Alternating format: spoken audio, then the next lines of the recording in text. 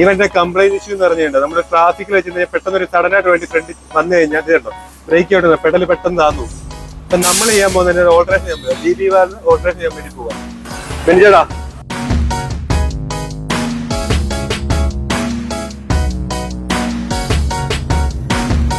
ഇതാണ് rubber Bush. ഇത് മാറ്റി നമ്മൾ ഫൈബർ ബുഷ് ആയിക്കോട്ടെ. അതിപ്പം ഫൈബർ ബുഷ് ആഡ് ചെയ്യാൻ പോകും. Fibre Bush